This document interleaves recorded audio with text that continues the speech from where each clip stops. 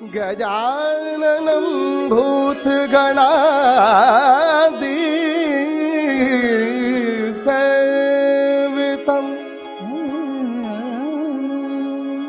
कपित्थजम्बुफलसारभक्षिणम् उमासुतं शोक विनाशकारणं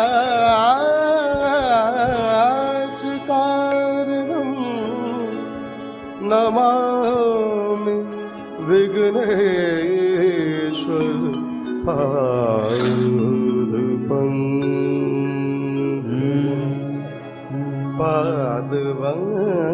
पादपङ्कजं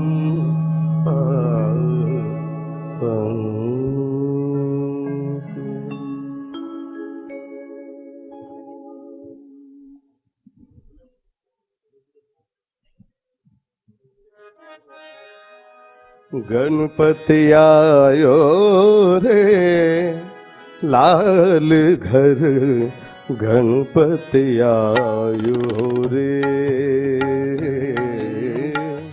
गणपति आयो रे लाल घर, गणपति आयो रे गणपति आयो रे लाल घर, गणपति आयो रे।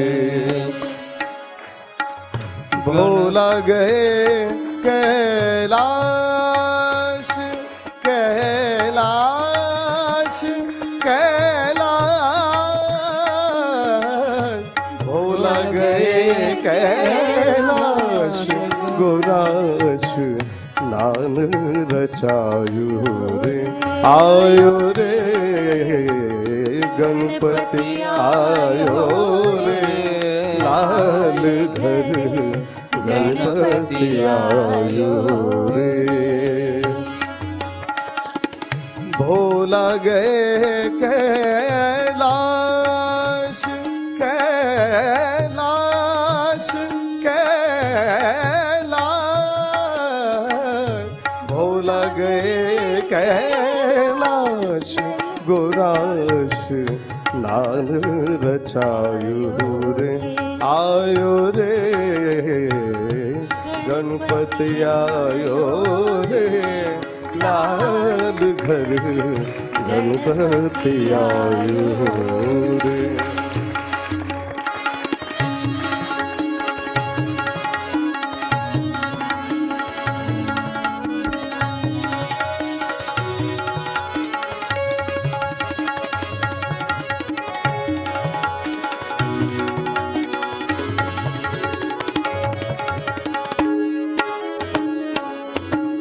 चंदन जो की डाय गुराने मर्दन की ना, चंदन चौकी डाय गुराने मर्दन की ना, तन का चेतन समेत बना एक पुतला दीना। चंदन चौकी डाय गुराने मर्दन की ना, तन का चैतन्य समेत बना एक पुतला देना। सुंदर बालक दिव्या शक्ति से जीवित कीना, गौरा माने वही गणेश कहाए लाल घर, गणपति आयो रे गणपति आयो रे लाल घर, गणपति आयो रे।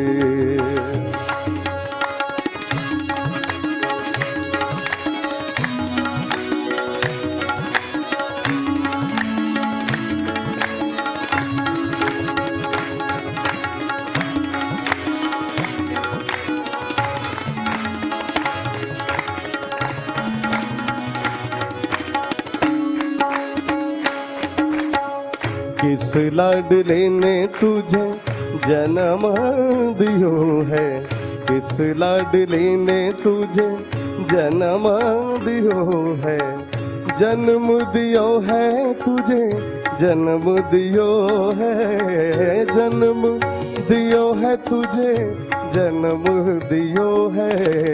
किसने दियो उपदेश, लाल घर गणपति आयो रे, आयो रे गणपति आयो रे, लाल घर गणपति आयो रे। भोला गए कैलाश, कैलाश, कैलाश,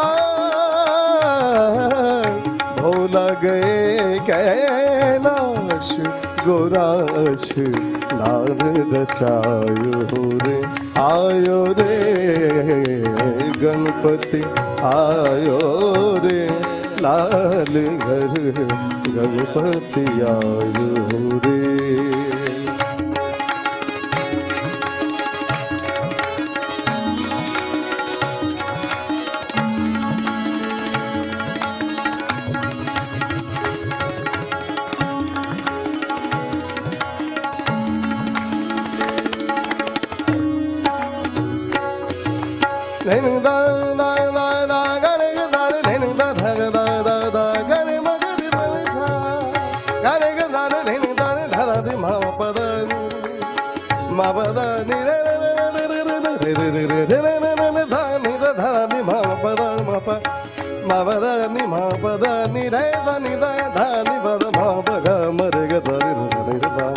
गणपति आयो रे, लाल घर गणपति आयो रे। मात गोरा ने मुझे जन्म दियो है, मात गोरा ने मुझे जन्म दियो है, जन्म दियो है मुझे, जन्म दियो है, जन्म दियो है मुझे, जन्म दियो है। भोला ने दियो उपदेश, लाल घर गणपति आयो रे, आयो रे गणपति आयो रे, लाल घर गणपति आयो रे।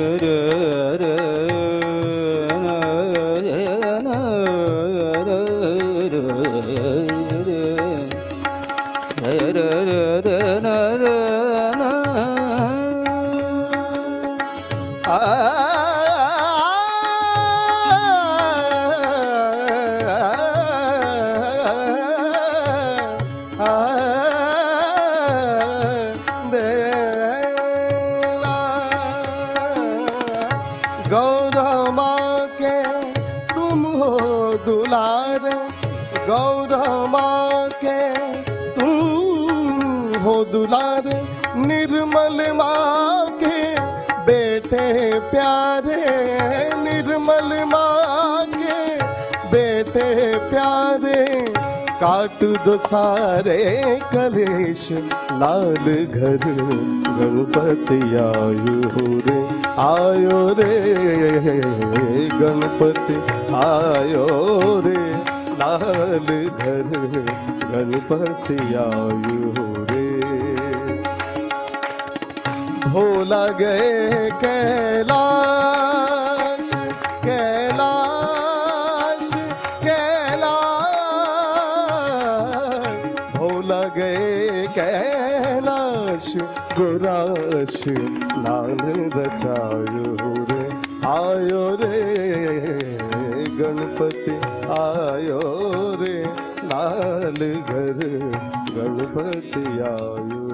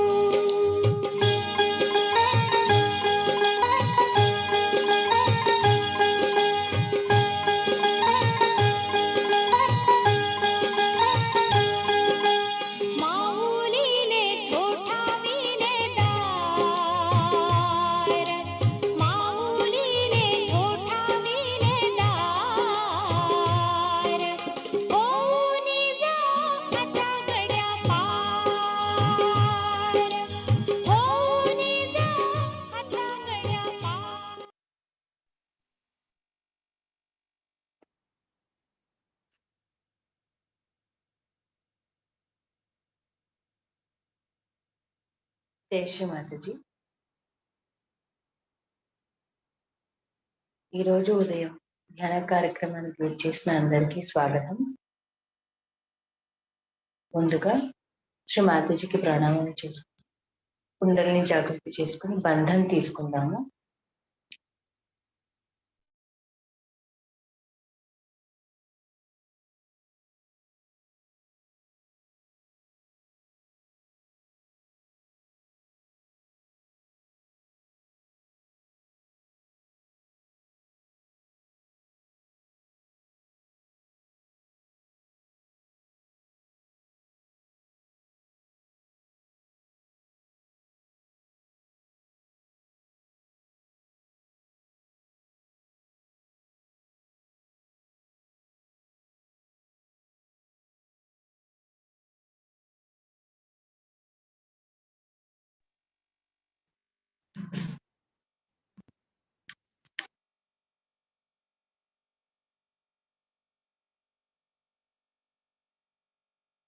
మన రెండు అరచేతులను భూమాత మీద ఉంచి ఈ విధంగా ప్రార్థిద్దాము.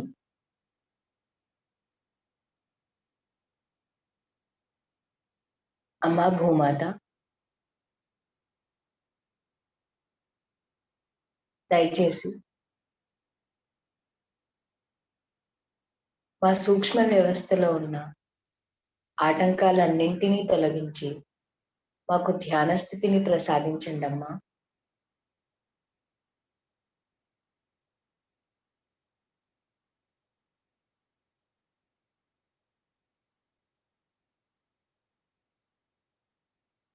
మీలో ఉన్న ఓర్పును, సహనాన్ని మాకు ప్రసాదించండి అమ్మా.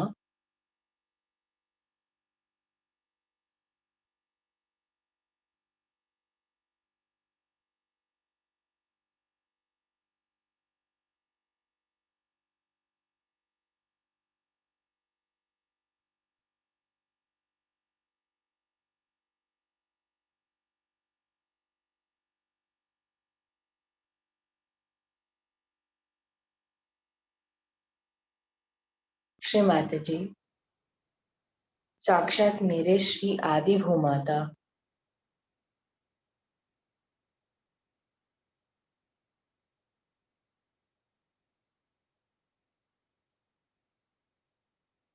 దయచేసి మాకు ఓర్పును, సహనాన్ని ప్రసాదించండి అమ్మా.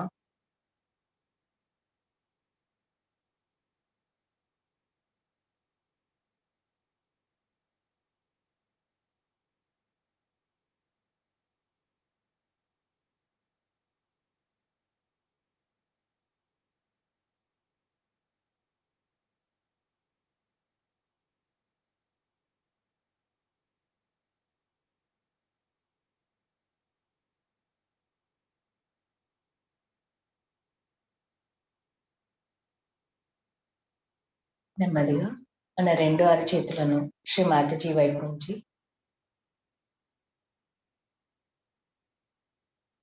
కొద్దిసేపు మనల్ని మనం గమనించుకుందాం.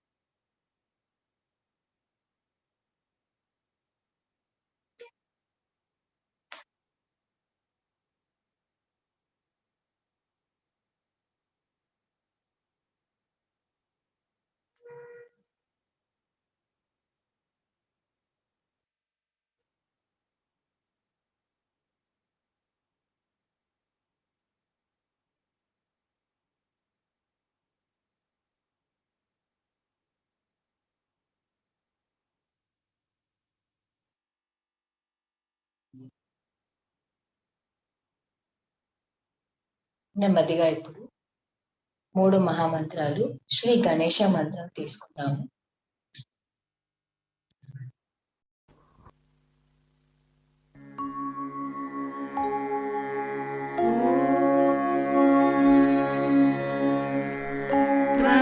त्वमेव साक्षात् श्री महालक्ष्मी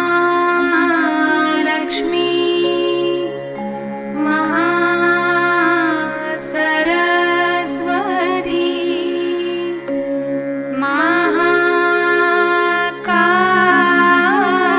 महाकाली त्रिगुणात्मिका कुण्डलिनी साक्षात् श्री आदिशक्ति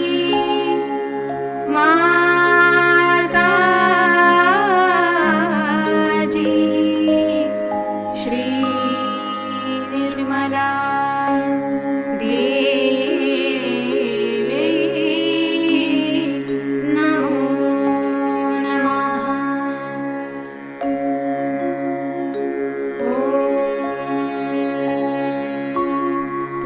त्वमेव साक्षात्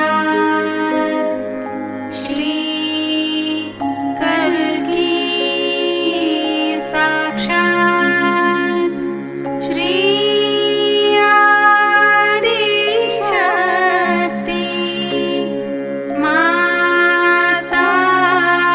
माताजी श्री निर्मला देवी नमो नमः।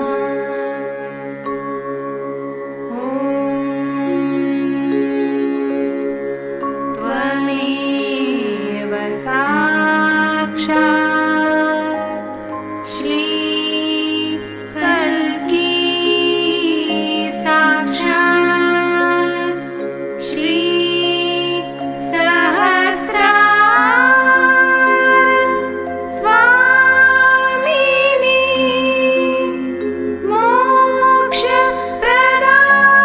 मोक्षप्रदायिनी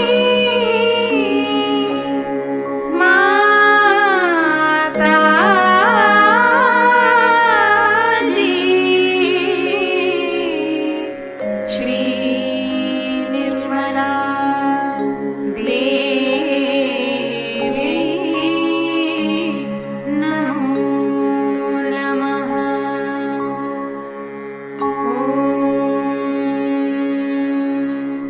त्वमेव साक्षात् श्री गणेश साक्षात् श्री आदिशक्ति माताजी श्री निर्मला देवी नमो नमः।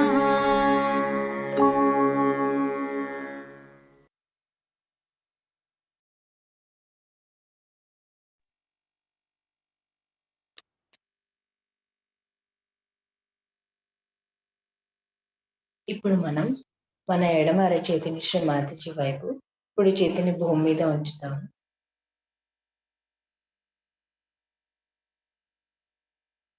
ఈ విధంగా ప్రార్థిస్తాము. శ్రీ మాతాజీ,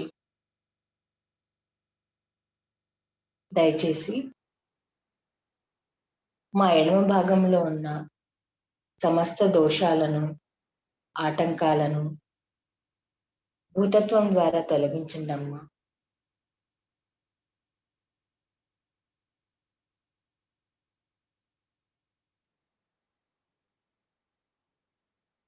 దయచేసి మాకు శుద్ధ ఇచ్ఛాశక్తిని ప్రసాదించండి శ్రీ మాతాజీ.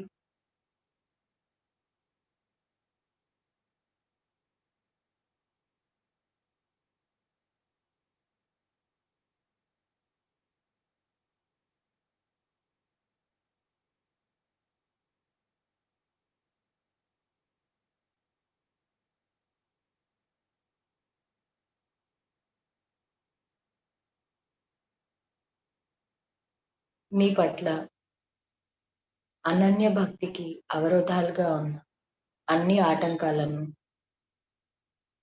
భూతత్వం ద్వారా తొలగించండి అమ్మా.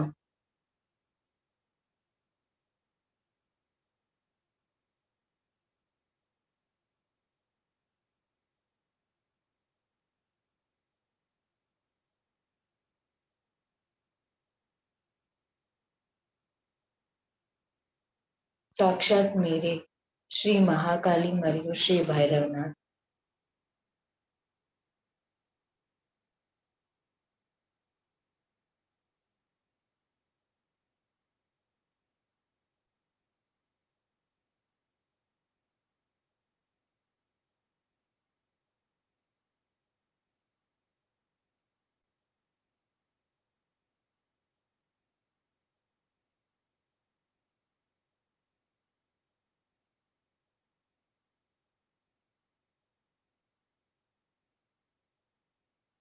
నెమ్మదిగా ఇప్పుడు మన కుడి అరచేతిని శ్రీ మాతాజీ వైపు, ఎడమ చేతిని ఆకాశం వైపు ఉంచుతాము.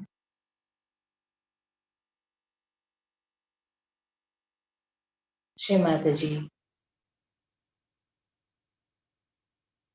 మా కుడి భాగంలో ఉన్న అధికమైన వేడిని, ఆలోచనలను ఆకాశతత్వం ద్వారా తొలగించండి అమ్మా.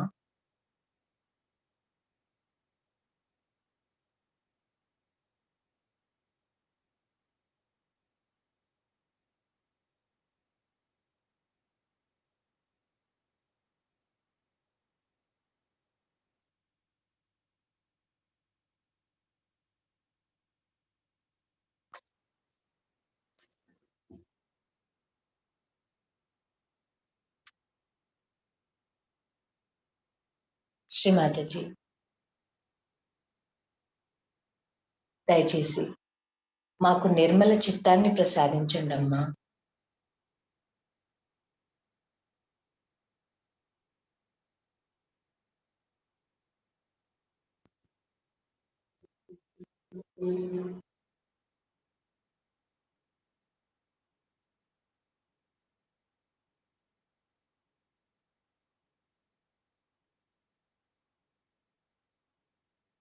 సాక్షాత్ మీరే శ్రీ మహాసరస్వతి మరియు శ్రీ హనుమాన.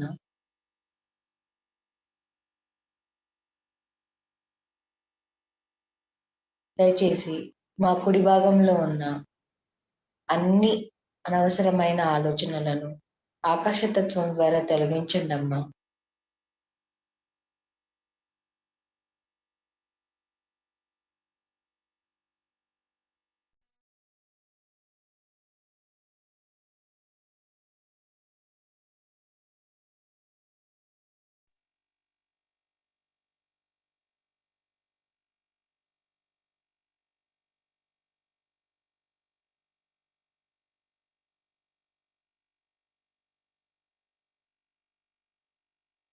మన రెండు అరచేతులను యథాస్థానంలో ఉంచుకో.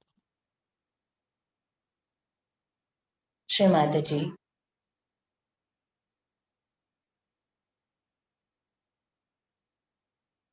దయచేసి మాకు నిర్విచార స్థితిని ప్రసాదించండి అమ్మా.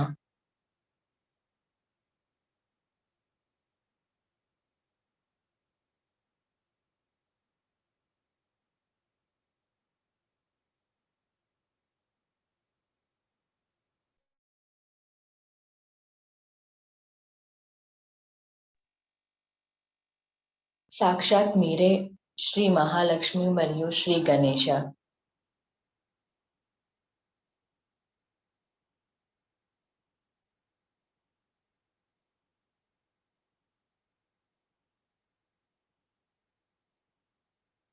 మాకు సమతుల్య స్థితిని ప్రసాదించండి అమ్మా.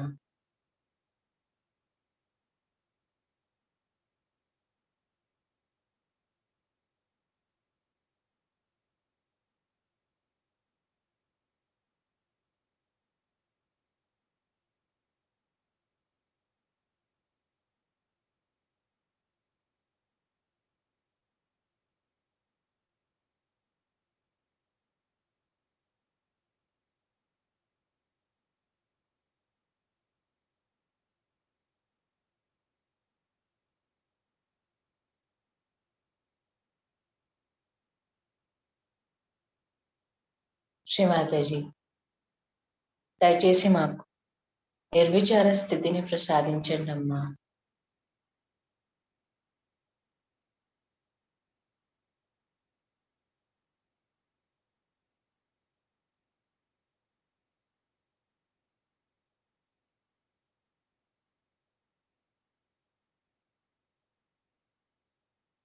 మా మనసు, బుద్ధి మరియు అహంకారంలో ఉన్న అన్ని అవరోధాలను తొలగించి మాకు ధ్యాన స్థితిని ప్రసాదించండి అమ్మా.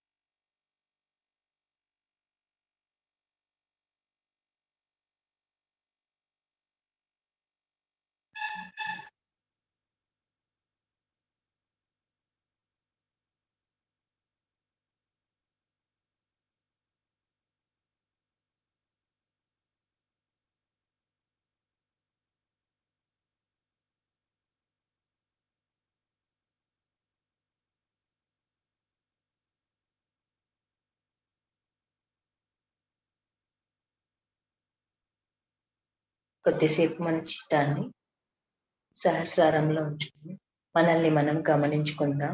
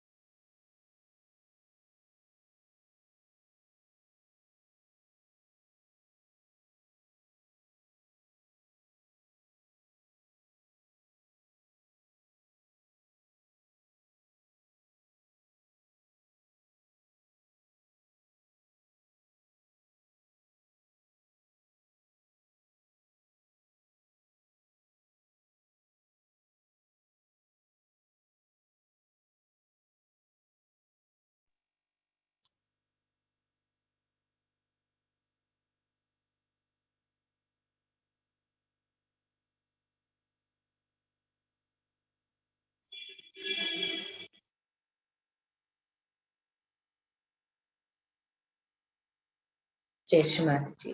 ఇదే స్థితిలో భగవంతునిపై చిత్తము అన్న అంశం గురించి శ్రీ మాతాజీ ఇచ్చిన ప్రవచనం 2వ భాగం ఈరోజు విందాము.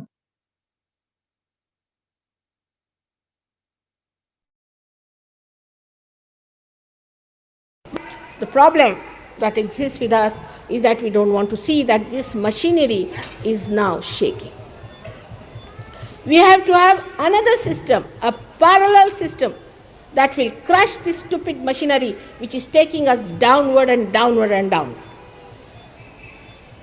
A girl must have 10 types of saris, 10 types of clothes she must wear, like a Kashmiri girl, she must wear like a Punjabi girl, she must wear like an English girl. What is the need? I mean, we are rich people, I should very rich. We used to have 2 saris and one for Thevni as they call it, one for some special occasions. And we lived well, we educated well, our attention was learning and attention was towards God. But the attention, when it gets lost, it fritters away. It gets lost, it gets fragmented, there's no continuity in it. It fritters away and a person becomes a superficial person, extremely superficial. He cannot go deep. How can you feel his spirit? The superficiality makes you absolutely a person who has sort of a crust and nothing inside. Absolutely what we call the hollowness, khoklap, completely hollow. If you just break that man, you find out he is not a man of character, he is not a man to be depended upon, he is not a man who talks good of others, he will try to pull each other. This is what happens to your attention and you become extremely, extremely low-level human being. You'll be surprised, I went to 4 villages before coming here. And the people who were there were 5 times more than Bombay people. They came, they didn't have cars, nothing, they didn't have buses. They came walking, they came on bullock carts, and such a big crowd. And all of them got realization, because thank God they don't know English language. And these nonsensical ideas that we have got from the Western culture. We are not to compete with them. They have to compete with us. They have nothing to offer. You have to stick on to your ideal. But instead of that, we have learned all the bad things and all the bad traditions, like taking dowry, torturing our women, and doing all these things which do not at all look civil. In that we are not modern. In that we are not modern. In that we are very, very primitive. But it was never so before. Nobody used to torture wives. We never knew there was a dowry system in India. Nobody knew it. It is absolutely something we cannot understand from where it came. And I discovered it came from the English only. Because they said we should be very, very balanced about our children. And we should not give only the money to the boy, the eldest brother, but we should give it to the girl also. So because, you see, the whole inheritance will go to the boys, the land will go to the boys, you must give some money. That was sensible. But we have gone to the extremes now, and all these problems are coming before us, which we call a social problem. Then we have problems which we call as emotional problems out of family problems. Now, if you want to follow them, then I would like to give you the picture how their family lives are, so that you will understand that you just stop having all those ideas into your heads. The family picture is like this, that a husband and wife get married, so-called. Within, say, a year or so, they are divorced. Then, in one lifetime, they'll have 8 husbands and 8 wives, at least. Then they all land up in the orphanage, in old age. The children are in the orphanage, the father is in the orphanage, and the mother is also in the orphanage. All the mothers, fathers, everybody ends up in the orphanage. There is no love, there is no feeling. In England itself, I was feeling, but it is only in London. 2 children are killed by their parents. There is no compassion, there is no daya, there is no karuna in them. And that's what today happening to us also. Our children are going the same way, our parents are going the same way. So, as my mother always used to say, Laksha kute, where is your attention? Where is your attention? So you would say that, no, my attention is nowhere. Nowhere means what? Should be on God.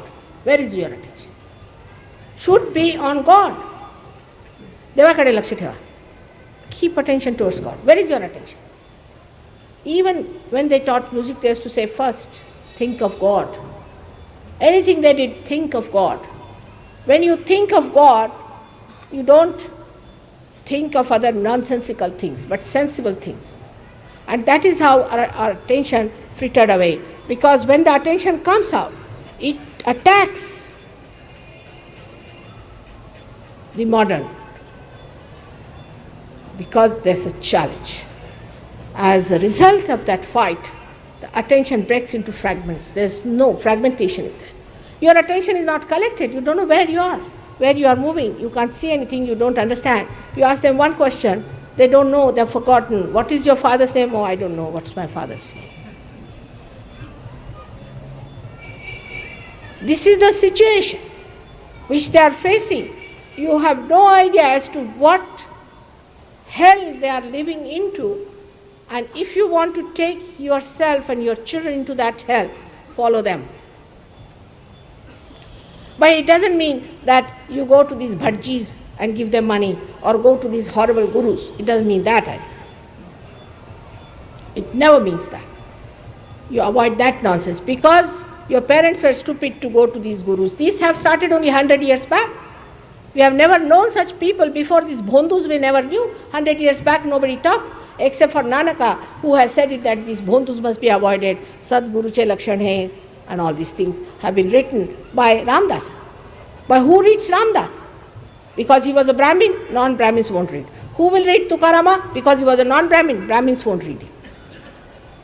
If their caste is such a big thing that by reading something it falls off, better give it up. All these caste systems and all these are now so much settled into our heads, so much settled, it was never so before. It's very surprising. And in the early times there was no caste system. There was a caste system according to your karmas, according to your doings, not according to where you are born. Otherwise, how could Valmiki be called a Brahmarshi? And how could Vyasa, who was an illegitimate child of a fisherwoman, could be called as the greatest of greatest? All these false ideas have to fall out, and for that we have to start a new system. And a new system has to come forward through the people who have achieved their yoga. Sri Krishna himself has clearly said, Yoga Kshema Vahamyam. When you get your yoga, you will get Kshema.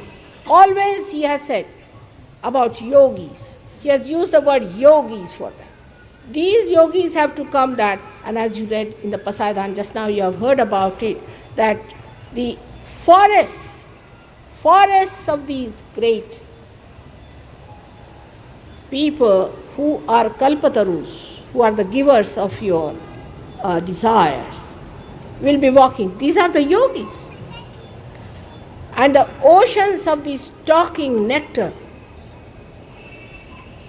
will be talking about God. These are the yogis. Others are all ordinary, useless people will be frittered away. Only the yogis will be respected in the kingdom of God. And we have to bring the kingdom of God on this earth. First in India, then in America. Here it is going to come. Now, people might say, Marxism, thisism, thatism. Tukarama has said, Avaghachi samsara sukhacha kari. He said it. Same Marx says the same. He says that the whole world should be such a happy place that there should be no state. How? Nobody asked him how. He talks of evolution. How? How the evolution is going to take place. Ask him. Ask all these communists. They are not becoming better people, are they? Who is becoming better? Who is getting transformed by the isms? None of them. Somebody is a disciple of this gentleman, somebody is disciple of that gentleman, somebody is following this kind of a political theory, another following that kind of a theory is a theory. In Marathi, as they say, bolacha bhata bolachi kadi. Whatever theories you have written down on your heads, are you going to get transformation with that? There has to something happen within you if you have to get to that point, what Marx has said, what Tukarama has said. This parivartan, this change, this transformation has to take place, and that's only possible through the Kundalini awakening. There are people who have read about Kundalini, they come and ask me, Mother, this Kundalini that you are talking about, people say that this Kundalini can give us madness, this, that. Even they have said that sixth chapter of the Jnaneshwari should not be read at all, because it deals with Kundalini. Naturally, because they don't know anything about it. So it's better not to deal with it. But Kundalini is the Shuddha Ichcha, is the real Ichcha, is the one that is going to give you that what you are born for, is going to give you. After that, you do not want anything else. It's not like the economics that you want today this, tomorrow that, and it is never satiable in general. It gets completely, the thing that you want is the entire source of satisfaction. But if the movement is upward, the Kundalini doesn't move downward towards the gravity, towards the matter.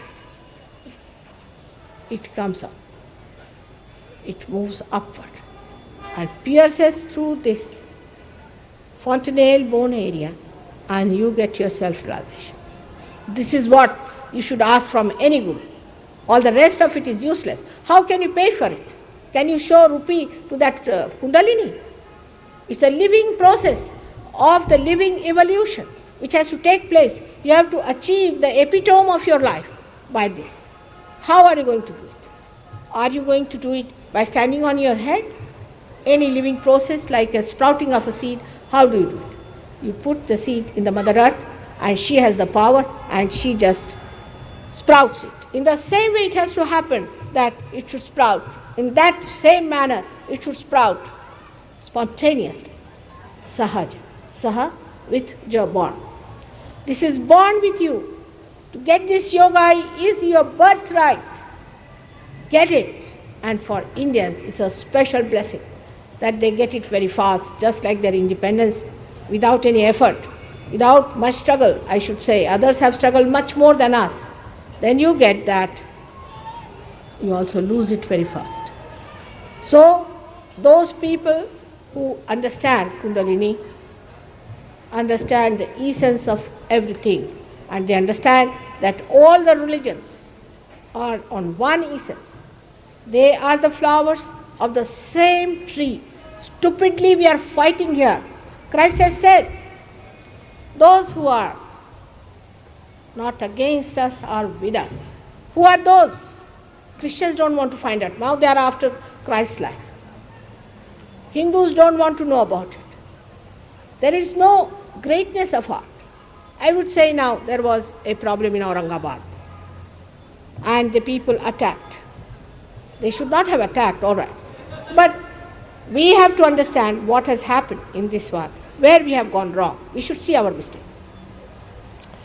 In a masjid, whatever it is, it's a God's place. It's a God's place. And in a masjid, if they are meditating, you should not make noise.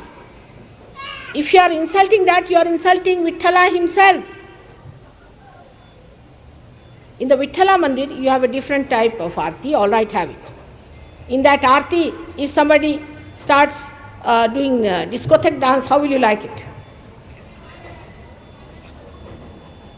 In the same way, if that is a place of ibadat, is a place where people are praying in a dhyana. Just now we are so quiet. We are sitting in the surrounding horrible noises, but everything is quiet. That's why we are enjoying it. And if that is the way they want to meditate, must we go and disturb them for something that some boys are struggling and all that? Can't we respect it to show our greatness? Thorpana. Must we do that? Is it very important that at that time we should take these Besura, Betala bands in front of that?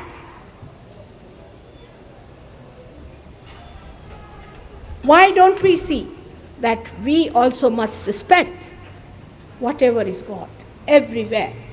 This is the mistake we commit. In the name of religion, we insult God himself.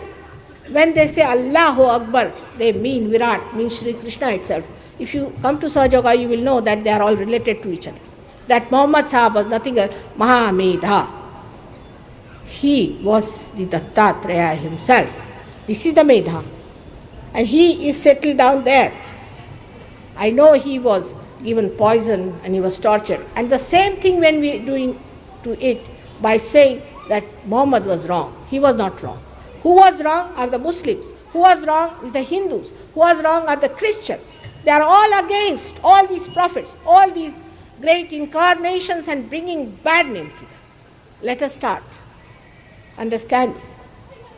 Let us start respecting. Let us be great. Let us be noble. Let us be higher people of affection, compassion and understanding. Let us be those people. Let us start. Let us start a nucleus like that. If we can do it, we can make all those who have gone down also pull back, all of them upward. It was built in this country, this system. Whole thing was built in this country that we should ascend. Very beautifully done, long time back, but was lost in the deluge of modern life. So, people should take to all the traditional things which are beautiful, all the traditional games that are beautiful, all the traditions that give respect. If you lose the sense of respect, you have lost the humanity absolutely 100%. If you do not know how to respect, you are not an Indian at all. You are not an Indian. Don't call yourself an Indian. You must learn how to respect. Respect gives you greatness. It makes you humble, like Tukarama said, Anu Renu Uni Thodka Tuka Akashaya Vada. When he becomes smaller than Anu Renu, then he becomes Akashaya. In the Vada tree, the seed is so very small. If you see that, it's extremely small, and the biggest tree it creates. One Shastriji said that even the small thing can do great job. And that's what we have seen, that a small thing, only when you become humble, then the grace of God surrounds your humility, surrounds your personality, and you become really a personality that has authority of God. That is the greatness of God. In that humility it works, it just works. After realization, the attention becomes enlightened. By that attention, only looking at people, you can raise their kundali. Only looking at people, you can cure them. All your powers are expressed in your attention, and you don't get lost in the matter. Then you become the Badsha. Badsha is a person who doesn't mind anything. He doesn't need it. As you know, I'm born in a rich family, and my in-laws are also rich, my husband is rich and all that. But I can live there, I can sleep there. I've lived in the jungles, I've lived along the rivers. I have no problem. Because why do I want anything? Nothing can dominate me. You can sleep on the stones, you can do what you like. But that's only possible when you become the yogi. When you become the yogi, you can do it. These 400 people who have come from abroad, come from very rich families, very good families, and they have got all the comforts that you can think of. But they want to live under the sky, near the river. They just don't want to see the cement on top of their heads. They are so much now in the higher level that they don't want to see anything that is gross. They want this mud. They want this beautiful clay of this country. या देशाची माती डोक्याला लावतात. तिथे बसलात तुम्ही. You are sitting on top of that. And what are you doing? Your attention. Where is it? Where is your attention? You must keep your attention to God. And once that is there, you will become a yogi. And once you become the yogi, you will be in the realm of God, in the kingdom of heaven. When you will be blessed with everything, you don't have to desire. It will just, before you will not know how to contain all that God has given you, the kshema that He gives you. Apart from that, your attention itself will be such a powerful instrument that you can change the entire universe with that.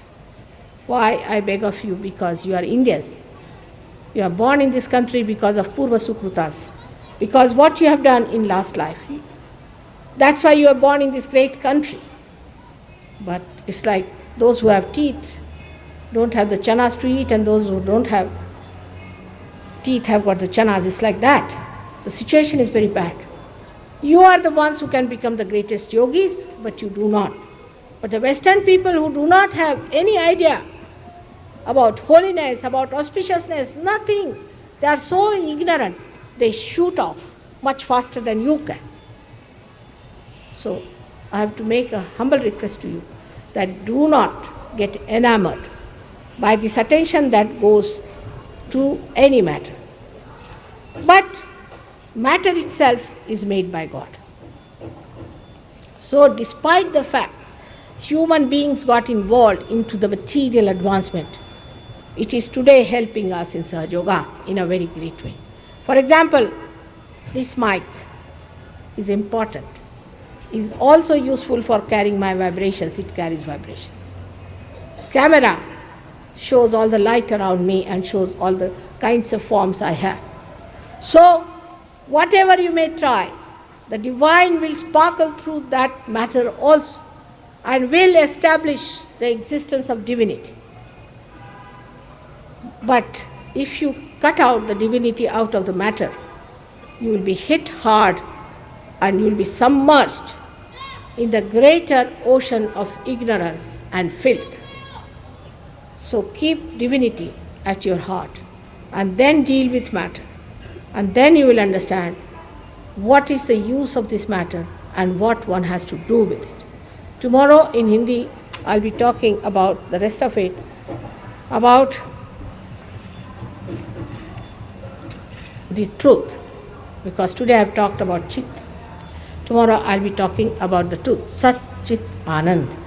And third day, I'll be talking about Anand to you in Marathi. I hope you will sit down and meditate on what I have said. I do not want to condemn any culture as such, but I want to protect you from what has happened to that culture and where it has gone, to bring you back to your own great culture which came to us in thousands of years. Their culture is very, very, very new. It's very new, and one day they will also have the same culture as we have. But why not we short circuit it and adjust ourselves to this great culture which is so much God oriented, not money oriented, ego oriented, but God oriented. Let us all attain that state of yogi. I hope today it will happen to all of you and that you will all get your realization. May God bless you.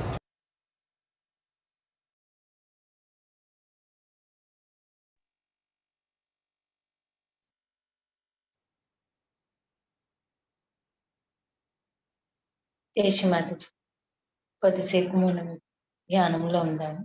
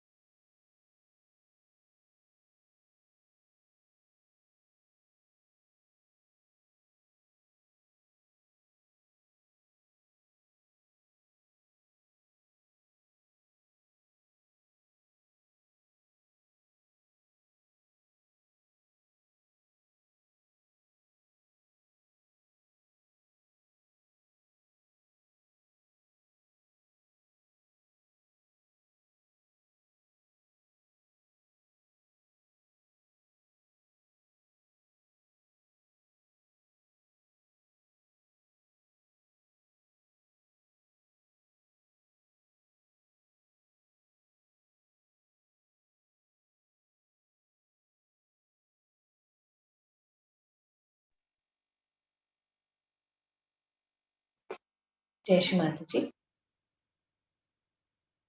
ఈరోజు మనం విన్న ప్రసంగం రెండవ భాగం, భగవంతునిపై చిత్తం, దానికి మన సంస్కృతిలోనో లేకపోతే మన అలవాట్లలోనో ఉండే అవరోధాలను మనం ఎలా తొలగించుకోవాలి అన్న విషయాల గురించి శ్రీ మాతాజీ చెప్పిన విషయాలు ఇప్పుడు మనం తెలుసుకున్నాము. పట్టణాలలో అభివృద్ధికి తర్వాత అంటే కొన్ని సందర్భాల్లో కార్మికులు చేసే సమ్మెల వల్ల అభివృద్ధి ఆగిపోతుంది. వారంతా సిగరెట్లు, మద్యం సేవించడానికి ధనాన్ని వెచ్చిస్తూ ఉంటారు. కానీ అదే వారికి వచ్చే జీతాన్ని కనుక వారి దైనందిన జీవితాన్ని అభివృద్ధి చేసుకోవడానికి వాడినట్లయితే అభివృద్ధిని వాళ్ళు కూడా కొంత సాధించగలరు. నిజానికి పల్లెల్లోనూ లేదా గ్రామాల్లోనూ ప్రజలు ఎంతో పేదరికంతో జీవిస్తున్నారు. అంటే నిన్నటి రోజున మనము చివరిగా ఒక విషయం విన్నాం. గాంధీజీ గారు స్వతంత్రం కోసం ఎంతో పోరాడారు. ఒకవేళ ఆయన ఈ సమయంలో గనుక జీవించి ఉన్నట్లయితే ఆయన సహజీవకం గురించి ఖచ్చితంగా మాట్లాడుండేవారు. ఈ యాంత్రిక జీవనానికి మనం అధిగమించాలి అంటే దీనికి సమాంతరంగా ఒక చక్కటి వ్యవస్థని మనం మొదలు పెట్టాలి. ఈ రోజుల్లో గమనించినట్లయితే ఆడవారికి 10 రకాల దుస్తులు ఉండాలి అన్నది చాలా సాధారణం అయిపోయింది. శ్రీమాతాజీ ఎంతో సంపన్న కుటుంబానికి చెందినప్పటికీ కూడా వారి దగ్గర కేవలం 2 చీరలు మాత్రమే ఉండేవి. అంటే స్వాతంత్ర సమరయోధం పాల్గొన్నప్పుడు ఆ తర్వాత కూడా చాలా తక్కువ వస్తు సముదాయాలతో జీవనాన్ని సాగించేవారు. వారి దృష్టి మొత్తం ఎప్పుడు జ్ఞాన సముపార్జనమై మాత్రమే ఉండేది.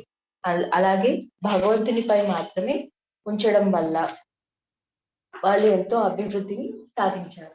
ఎప్పుడైతే చిత్తం వస్తు సమీకరణ పైన ఉంటుందో అటువంటి వ్యక్తి మిడిమిడి జ్ఞానంతో పైకి గొప్పగా కనిపించడమే కాక లోపల మాత్రం పూర్తిగా బోలాగా ఉంటారు. అటువంటి వారు ఎప్పుడూ ఇతరులను కిందికి లాగడానికి ప్రయత్నిస్తూ ఉంటారు. అప్పుడు మనం కూడా అటువంటి వారితో ఉన్నాము అంటే మనకు కూడా ఎటువంటి ఉపయోగం ఉండదు. పల్లెలలో నివసించే ప్రజలు పట్టణాలలో ఉన్న ఈ సంస్కృతిని చూసి వారు కూడా ప్రభావితం అవుతూ ఉంటారు. పాశ్చాత్య సంస్కృతి, ఇంగ్లీషు భాష ఎన్నో అనవసరం లేని విషయాలను మనకు తెచ్చిపెట్టింది. వాటితో పోటీ పడడం వలన అనవసరమైన అలవాట్లను చేసుకోవడం వలన మన అభివృద్ధి చాలా ఆగిపోతుంది. ఉదాహరణకు స్త్రీలను హింసించడము లేదా కట్నం తీసుకోవడం వంటివి. ఇటువంటి అలవాట్లు భారత సంస్కృతిలో ఎప్పుడూ లేవు. ఈ కట్నం అనే ఆలోచన లేదా సంప్రదాయము ఇంగ్లీషు వారిని కనుగొన్నదే. తల్లిదండ్రుల ఆస్తి కానీ ధనం కానీ వారి తదనంతరం పెద్ద కుమారుడికి సంక్రమించేది. కానీ సమానత్వం అనే పేరును ఎక్కువగా వాడి ఆ కారణం చెప్పి ఇప్పుడు ఆడపిల్లలకు కట్నం అనే సంప్రదాయాన్ని మొదలుపెట్టారు. కానీ అది చివరకు విపరీతమైపోయి సమాజంలో ఒక సమస్యగా మారిపోయింది. ఈ రోజుల్లో వివాహ వ్యవస్థ కూడా చాలా బలహీనంగా ఉంది. అంటే కేవలం సంవత్సర కాలంలోనే పరస్పరం వారి ప్రేమను కోల్పోయి విడిపోవడానికి కూడా దారితీస్తుంది. అలాంటి సందర్భాల్లో పిల్లలు అలాగే పెద్దలు కూడా ఈ రోజుల్లో అనాథ శరణాలయాల్లో నివసించడం మనం గమనిస్తున్నాం. కరుణ, దయ అనేవి కొంచెం కూడా లేవు. శ్రీమాతాజీ చిన్న వయసులో ఉన్నప్పుడు వారి తల్లి ఎప్పుడూ ఒక ప్రశ్నను వారిని అడిగేవారు. నీ చిత్తం ఎక్కడ ఉంది అని. ఏమీ లేదు అని గనక సమాధానం ఇస్తే ఏమీ లేదు కాదు, ఎప్పుడు మన చిత్తం భగవంతునిపై ఉండాలి. ఒకవేళ అది దానికి ఏదైనా మనం అవరోధంగా ఉంటే దాన్ని వదిలేయాలి అని ఎప్పుడు హెచ్చరించేవారు. ఎప్పుడైతే భగవంతునిపై చిత్తం మనలో స్థిరపడుతుందో అప్పుడు ఈ అనవసరమైన విషయాలు ఆలోచన పట్ల పూర్తిగా త్యజించి అభివృద్ధికి మనం ఉపయోగపడతాం. అలాగే తద్వారా దేశాభివృద్ధికి కూడా మనం కొంత తోడ్పడతాం. కొందరు వారి చిత్తాన్ని నియంత్రించుకోవడంపై అనేక ప్రయత్నాలు చేస్తూ ఉంటారు. అందులో ఒకటి ఏ జ్ఞానమో లేదా గురువులను ఆశ్రయించడం. కానీ రామదాస స్వామి వంటి వారు చెప్పినట్టు సద్గురువును ఆశ్రయించాలి. అలాగే గురు నానక్ కూడా చెప్పారు. అంతేకాక ఈ కుల వ్యవస్థ అనే ఇంకో సమస్య ఉంది. ఈ అంటే నూతన కాలంలో ఈ కుల వ్యవస్థ అనేది ఉంది. కానీ నిజంగా ఒక మనిషి చేసే కర్మల వల్లనో వారు చేసే పని వల్లనో ఆధారంగా కులాన్ని నిర్ణయించేవారు. అందువలనే మనకు వ్యాసుడు, తర్వాత వాల్మీకి వంటి ఎంతో గొప్పవారు మనం చూడగలిగాము. వారి గురించి మనం తెలుసుకోగలిగాము. కానీ ఇప్పుడు దానికి పూర్తి భిన్నంగా ఈ కుల వ్యవస్థను కూడా ఒక సమస్యగా మార్చారు. భగవంతునిపై చిత్తం లేకపోయినా కూడా వారెంతో గొప్పవారని, గొప్ప కులానికి చెందిన వారని కూడా సంబోధిస్తూ ఉంటారు, వారిని గౌరవిస్తూ ఉంటారు. శ్రీకృష్ణుడు కూడా ఇదే చెప్పారు, యోగక్షేమ వహామ్యహం, అంటే ముందుగా మనం యోగాన్ని పొందాలి, అప్పుడే మనం క్షేమంగా ఉన్నట్లు అని. అనవసరమైన కోరికలను త్యజించి లేదా పక్కన పెట్టి నిజంగా మనం యోగులుగా మారాలి అన్న విషయాన్ని మనం గమనించాలి. పూర్వకాలంలో అడవుల్లో కల్పతరువులు అనే యోగులు ఉండేవారు. వారు ఏంటి అంటే మనలో ఉన్న నిజమైన కోరికలను గమనించి వాటిని ఎలా సాధించాలో కూడా మనకు మార్గనిర్దేశం చేసేవారు. పసాయదాన్ అనే అంశంలో కూడా ఈ విషయమే చెప్పబడింది. అంటే వారికి ఉన్న అంతటి జ్ఞానాన్ని కూడా వారు చాలా సునాయాసంగా ప్రజలకు ఇచ్చేవారు. అంతటి శక్తి కూడా వారికి ఉండేది. అప్పటి ప్రజలు కూడా అలాగే ఉండేవారు. కానీ ఈ రోజుల్లో ఆధునిక కాలంలో ప్రపంచమంతా చిన్నాభిన్నమైపోయింది. మార్క్సిజం, కమ్యూనిజం, సోషలిజం అంటూ రకరకాల సిద్ధాంతాలను ప్రవేశపెట్టారు. ఏ సిద్ధాంతమైనా సరే ప్రజల అభివృద్ధికి తోడ్పడనిది. అటువంటి సిద్ధాంతం వల్ల ఎటువంటి ఉపయోగం లేదు. కానీ వీటన్నింటిని అంటే పరివర్తన కోసం ఉపయోగపడని ఏ సిద్ధాంతం కూడా పాటించడం వల్ల ఉపయోగం ఉండదు. వీటన్నిటికీ చక్కటి పరిష్కారంగా ఆత్మ సాక్షాత్కారాన్ని పొందాలి. ఆత్మ సాక్షాత్కారాన్ని ఎప్పుడైతే మనిషి పొందుతాడో అతని కుండలిని జాగృతమైపోయి సహస్రార చక్రం అంటే బ్రహ్మరంధ్రాన్ని ఛేదించినప్పుడు వాస్తవికతతో అతను ఎప్పుడైతే అనుభూతి చెందడం మొదలు పెడతాడో వారిలో పరివర్తన ఖచ్చితంగా మొదలవుతుంది. అంటే ఈ మత కలహాలు లేకపోతే రకరకాల సమస్యలు మనం ఏమైతే చూస్తున్నామో వీటన్నింటినీ సమసిపోయేలా కూడా చేయొచ్చు. ఉదాహరణకు ఎవరైనా ఒక మసీదులో కూర్చొని వారు నమాజ్ చేసుకుంటుంటే వారిని మనం ఇబ్బంది పెట్టడం అనేది ధర్మం కాదు. వారు సేవించేది భగవంతుణ్ణే, మనము ధ్యానించేది భగవంతుణ్ణి. ఇలాంటి చిన్న చిన్న విషయాలు అర్థం కాకపోవడం వల్ల అది మత కలహాలకు దారితీస్తుంది. భగవంతుడు అనేవాడు ప్రతి అణువులోనూ ఉంటాడు. కేవలం ఒక మతం వారికి సొంతం కాదు.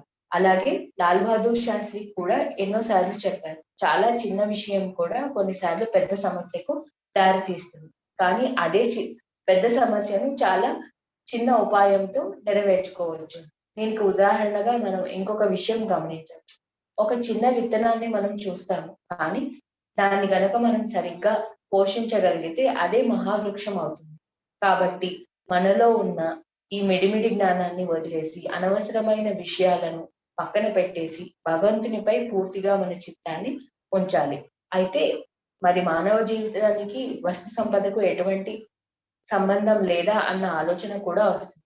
కానీ ఇక్కడ మనం వస్తు సంపద అనే సమస్యను కనుక మనం తీసుకుంటే నిజంగా మనలో దైవత్వానికి సంబంధించి అది ఎంతవరకు అవసరము అన్న విషయాన్ని మాత్రమే మనం తీసుకోవాలి. ఎందుకంటే ఉదాహరణకు ఇప్పుడు సహజ యోగాలో శ్రీ మాతాజీ చెప్పిన విషయాలను చేరవేయడానికి కూడా మనం టెక్నాలజీని వాడుతున్నాము. మైకులు, కెమెరాలు లేకపోతే శ్రీ మాతాజీ గొప్పతనాన్ని, ఔన్నత్యాన్ని మనం గుర్తించలేము. అలాగే కానీ అదే మన కుండలిని జాగృతి అవ్వాలి అంటే మనం ఎటువంటి వస్తు సంపద అవసరం లేదు. కేవలం దానికి పరిపూర్ణమైన సమయం కేటాయించి ధ్యానం చేయడం వల్ల మాత్రమే మనకు కుండలిని ఉత్థానం అవుతుంది. అలాగే మనము ఆత్మ సాక్షాత్కారం ఇవ్వాలి అంటే కూడా ధ్యాన స్థితి మాత్రం ఖచ్చితంగా అవసరం. అయితే ఇవన్నీ భారతదేశంలో వారికి ఎందుకు శ్రీ మాతాజీ చెబుతున్నారు అంటే భారతదేశం సనాతన భూమి, ఎంతో పుణ్యం చేసుకుంటేనో ఈ భూమి మీద మనం జన్మిస్తాము అని శ్రీ మాతాజీ చెప్తున్నారు. కానీ ఎలాగైతే అంటే పాశ్చాత్యులకు ఇటువంటి జ్ఞానం లేకపోయినా వారి సంస్కృతి కేవలం కొన్ని వందల సంవత్సరాల నుంచి ఉన్న దాని మీద ఆసక్తితో వేల సంవత్సరాల నుంచి ఎంతో ఉన్నతమైన సంస్కృతిని పొందిన భారత వ్యవస్థ మొత్తం చిన్నాభిన్నం అవుతుంది. అంటే పళ్ళున్న వాడికి శనగలు తినే అదృష్టం లేదు, శనగలున్న వాడికి తినడానికి పళ్ళు లేవు అన్నట్టు పాశ్చాత్యులకు ఏదైతే ఈ ఆధ్యాత్మికత గురించి వారికి ఎక్కువ ఆసక్తి లేదో కానీ వారంతా ఆధ్యాత్మికత వైపు చాలా ఆసక్తి చూపుతున్నారు. కానీ భారతీయులకు ఒక ప్రత్యేకత ఉంది. వారు ఎక్కువ కష్టపడకుండానే వారిలోని కుండలిని ఉద్ధానం చేసుకోగలరు, అంతే త్వరగా కూడా దాన్ని కోల్పోగలరు. కాబట్టి మనల్ని మనం గమనించుకొని ఈ వస్తు సంపద పైన లేదా భగవంతునిపై మన చిత్తాన్ని అవరోధాలుగా మారే విషయాలన్నింటినీ త్యజించడం వల్ల మనలోని ఆత్మ సాక్షాత్కారాన్ని మనం అభివృద్ధి చేసుకోవచ్చు. అలాగే మన సంస్కృతి ఏదైతే వాస్తవికంగా ఈ భగవంతునిపై మన చిత్తానికి అవరోధాలుగా మన సంస్కృతిలో ఉన్న సమస్యలను కూడా లేదా తప్పులను కూడా మనం వదిలేసి నిజమైన విషయాలను మనం గ్రహించి తద్వారా మనము దేశాభివృద్ధికి కూడా తోడ్పడగలము అని శ్రీ మాతాజీ ఈ ప్రసంగంలో చెప్పారు. ఇది 1986 జనవరి 20న భగవంతునిపై చిత్తం గురించి చెప్పిన సందర్భంలో ఈ విషయాలన్నింటినీ ప్రస్తావించారు. ఈ ప్రసంగాన్ని మళ్ళీ కూడా వినొచ్చు. ఈరోజు మనం విషయాలు తెలుసుకున్నవన్నింటినీ మననం చేసుకుంటూ కొద్దిసేపు ధ్యానంలో ఉందాము.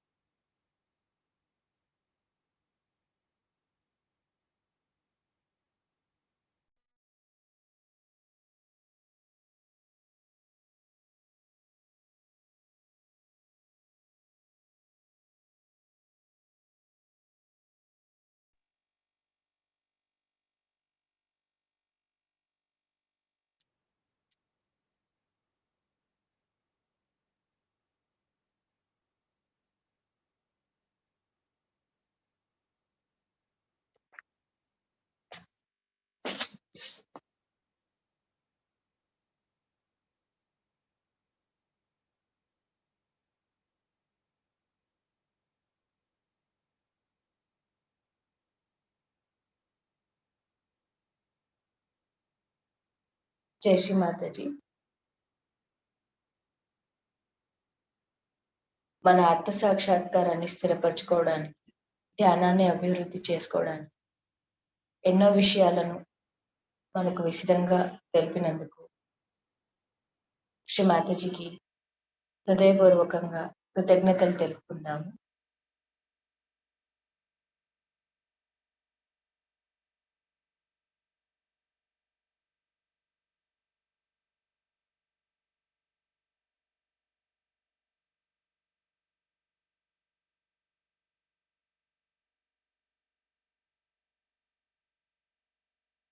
నెమ్మదిగా మన కుండలిని జాగృతి చేసుకుని బంధం తీసుకుందాము.